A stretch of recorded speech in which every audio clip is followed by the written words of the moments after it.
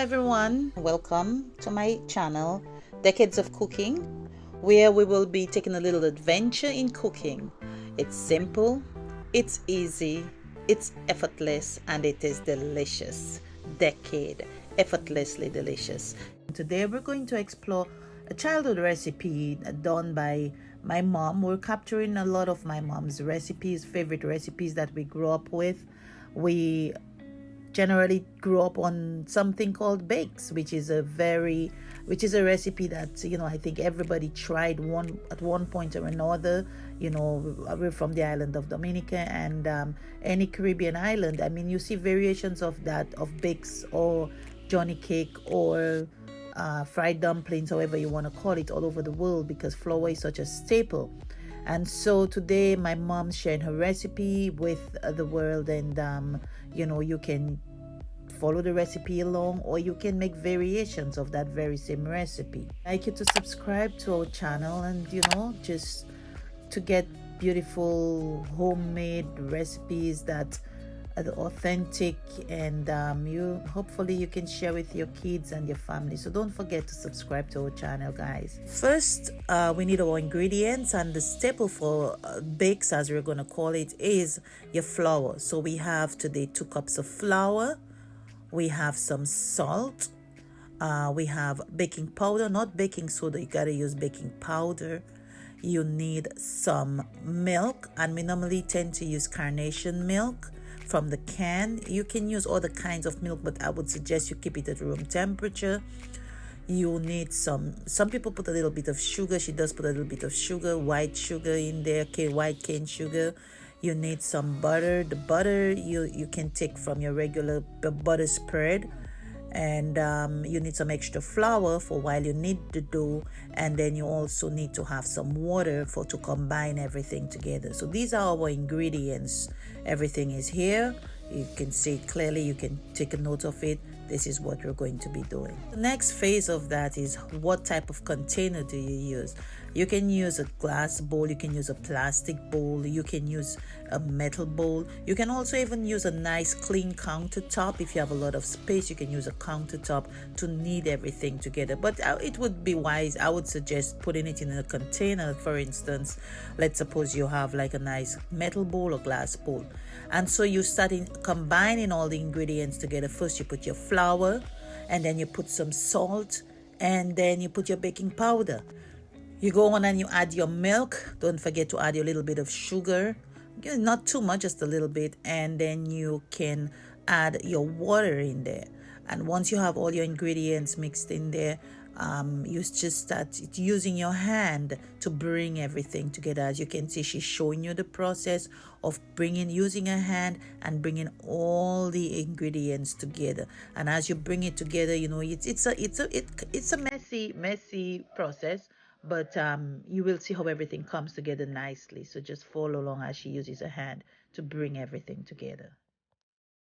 The extra flour is used, to keep it from becoming way too soft, but you don't want it too stiff either. You want it right in between. The portion size will be listed at the bottom of the video, so that at least you can know exactly how much to put per quantity of flour.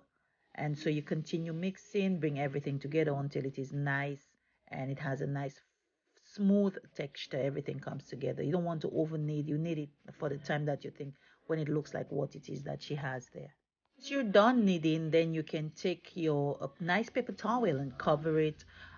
Cover it up. You can use a regular cloth towel, and you let it sit. You leave it sit for at least half an hour to an hour. It depends to how much time you want. I would say half an hour to an hour is quite sufficient for having it sit, just for everything to come together.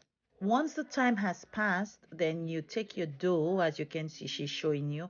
Everybody does it differently. Some people just pull it apart in little pieces. She takes a little knife.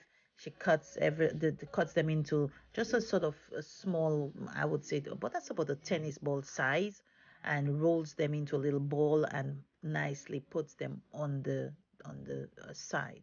So as you do that, let them sit on the side while you prepare all the other part of getting everything together.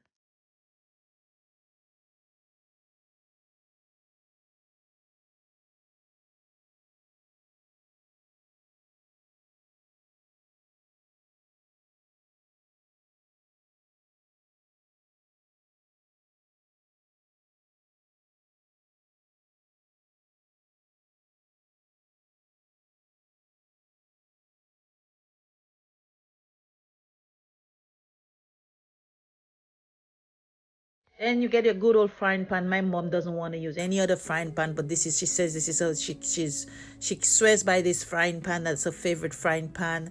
She adds the oil. I would say probably about 2 cups of oil she adds in there. She doesn't cover it completely, as you can see. She just puts sufficient oil halfway through the pan so the bakes can sit in the pan when it starts frying.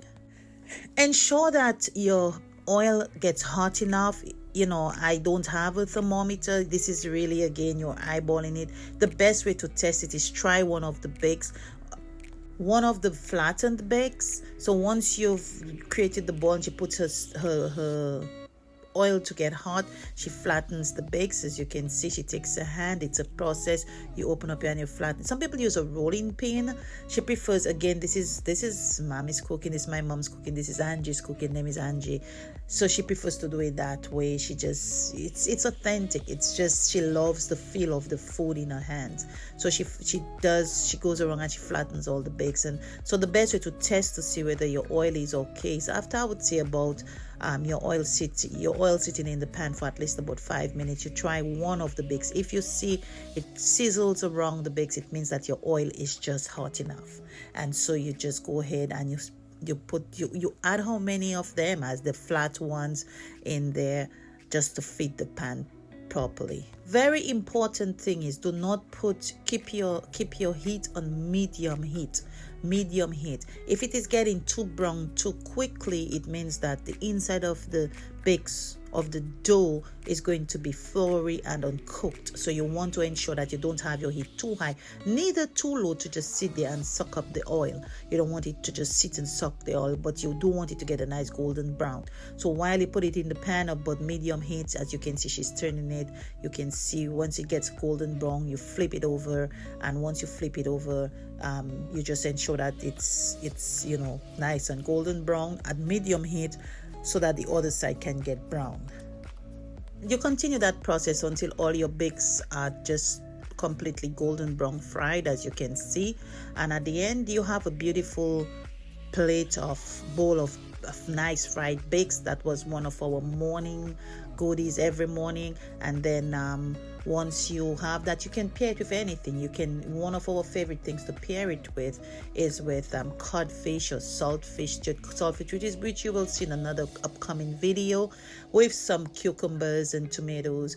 And one of the favorites we had was cocoa tea, which is made from our natural cocoa. But this is what bakes look like, guys. Don't forget to subscribe to our channel, Dekkades of Cooking.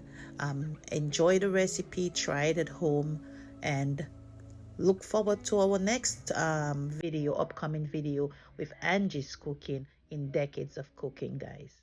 Bye.